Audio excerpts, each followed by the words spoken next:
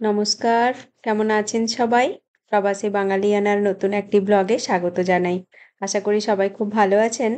আমরাও ভালো আছি। তবে এখানেও হালকা গরম পড়েছে এখন। আর আজকে ছুটির দিন, শনিবার আজকে। এই যে রান্না করছি এখন, দুপুরবেলার চিকেন বানাচ্ছি। রান্না করতেও আমার একটু দেরি হয়ে গেছে, আর ছুটির দিন মানে কত কাজ থাকে। তো অভি আর অভির বাবা একটু ঘর পরিষ্কার করছে, বাকি কাজগুলো আমি করেছি। বাকি কাজ মানে জামা কাপড় ধুতে দেওয়া, সেগুলো সব করতে দিয়েছি এখন মেশিনে, সেগুলো হচ্ছে। আর অভি আর অভির বাবা পুরো ঘরটা আজকে ভ্যাকিউম করবে। আজকে ওয়েদারটাও সুন্দর, একদম আকাশটা একদম পরিষ্কার। এই কিছুটা ভ্যাকুয়াম হয়ে গেছে সামনেটা।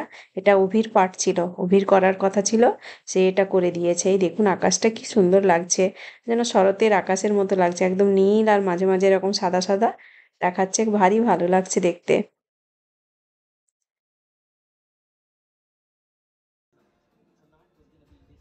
ও এত ক্লান্ত হয়ে পড়েছে, শুয়ে পড়েছে গিয়ে। আমি বিছানার চাদর টাদর তুলে নিয়েছি কাচবো বলে, ও দেখছি তার উপরে গিয়েই শুয়ে পড়েছে। দেখি মাংসটা কষানো হচ্ছিল, এবারে জল দিয়ে দেবো, কষানো হয়ে গেছে প্রায়। আর বাকি যে ভ্যাকিউমটা করা বাকি আছে সেটা ওর বাবা করবে। কিচেনের দিকটা, ডাইনিং স্পেসের দিকটা করেনি, ওই চেয়ার টেয়ারগুলো সরাতে হয় তাই ও করে না। ওই সামনেটা একটু করে দেয়। আর কখনো কখনো ও নিজের বেডরুমটাও করে, আমাদেরটাও করে দেয়। তবে আজকে করেনি, আজকে ও নিজেরটা করে এসছে। আর এই সামনেটা করে দিয়েছে, তার বাবা আমাদের বেডরুমটা আর এই ডাইনিং স্পেসটা করবে। পরিমাণ মতো জল দিয়ে দিলাম, ঢাকাও লাগিয়ে দিয়েছি। এই যে অভির বাবা এদিকটা করছে।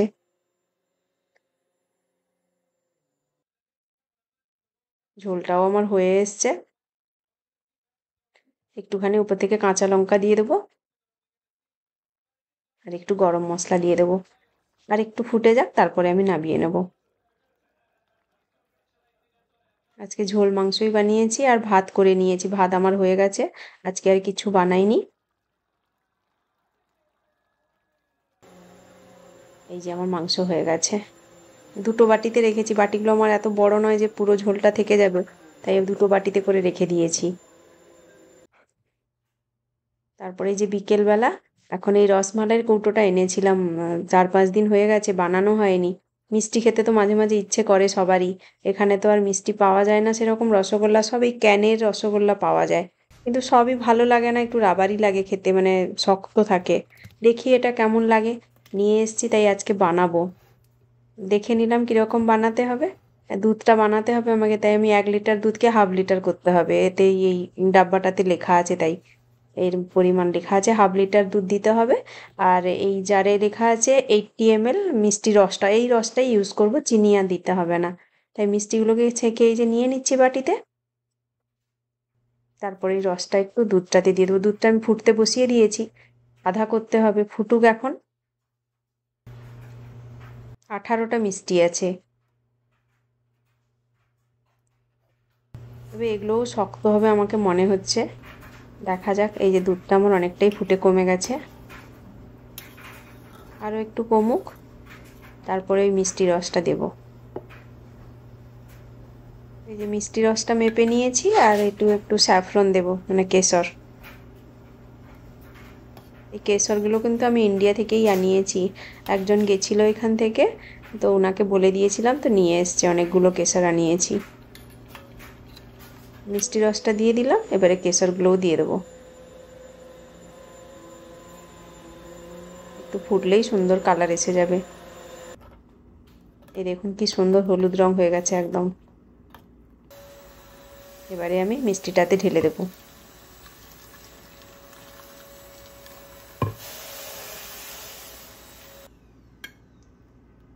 এখন একদম গরম, একটু ঠান্ডা হোক, আর উপর থেকে একটু পেস্তা দিয়ে দিচ্ছি। তারপরে আজকে একটু চিড়ে ভাজাও করব, কারণ অভির বাবার এই অফিস চলে যখন পুরো সপ্তাহ, ওর একটু মুখ চালাতে লাগে, খিদে পেয়ে যায়, তো একটু চিড়ে ভাজা থাকলে একটু কম করে বাটিতে দিলে ওই 3-4 চামচই খায়, কিন্তু ওটা ওর দরকার হয়, তাই বানিয়েই রাখি আমি। এই যে দেখুন এটা মিষ্টিটা হয়ে গেছে, এবারে একটু চিড়ে ভাজা বানাবো। কড়াইতে তেল দিলাম, আর আমি তেল দেওয়ার পরে শুনতে পাচ্ছি ওই দেখুন অভি যাচ্ছে খেলতে, মানে অনেকক্ষণ থেকে গেছে, অন্য কোথায় খেলছিল, বাস্কেট কোর্টে মনে হয়। তারপরে এদিকে এসে আমি রান্নাঘর থেকে ওর আওয়াজ শুনতে পাচ্ছিলাম, তাই দেখতে গেছিলাম কে, দেখলাম অভি। তারপরে এই যে কড়াইটাও গরম হয়ে গেছে, তেলও গরম হয়ে গেছে। এবারে দিয়ে দিচ্ছি চিড়েটা, একদম পাতলা চিড়েগুলো একেবারে, এগুলো তাড়াতাড়ি ভাজা হয়ে যায়, তেলও বেশি লাগে না, একটু নাড়াচাড়া করলেই একদম ক্রিস্পি হয়ে যায়।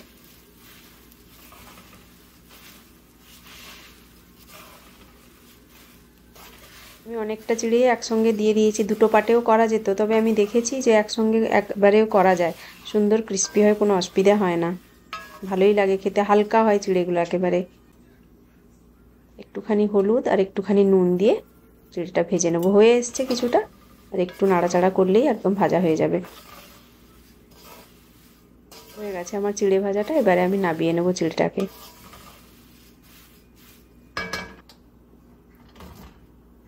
একদম কুড়কুড়ে হয়ে গেছে। কড়াইটা এত ভারী না, আমার ভীষণ অসুবিধে হয়। তারপরে কড়াইটাকে ভালো করে ঝেড়ে মুছে নিয়েছি। এবারে একটু তেল দিয়ে যে একটু বাদাম ভেজে নেব, একটুখানি নুন দিয়ে দিচ্ছি। বাদামটাও আমার ভাজা হয়ে গেছে, তুলে নেব। এই কড়াইতে পরপর বাকি জিনিসগুলোও ভেজে নেব। দিয়ে দিলাম একটু কাজু, তাও ভাজা হয়ে গেছে, এবারে নিয়ে নেব। তারপরে দিয়ে দেবো আমন্ড,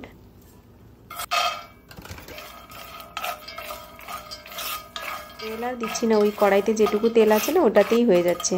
বাদামে খুব একটা তেল লাগে না, কিন্তু গা থেকেই মানে আঁচে পড়লেই গা থেকে তেল ছাড়তে শুরু করে। তারপর আর একটু তেল দিলাম, এবারে ফোড়নটা দেব, সর্ষে ফোড়ন দিয়ে দিলাম, পুরো ছিটিয়ে বেরিয়ে যাচ্ছে, আমি একটু ঢাকা লাগিয়ে দিলাম। সর্ষেটা পুরো ফুটে গেছে, তারপর দিয়ে দিচ্ছি কাঁচা লঙ্কা আর কারি পাতা, এগুলোকে ভালো করে ভেজে নেব। দিয়ে দিলাম নুন আর একটু হলুদ গুঁড়ো, আর দিয়ে দেবো ছোলার ডালের, এটা কিন্তু ভাজা ছোলার ডালই, খালি আমি একটু নেড়ে নিচ্ছি।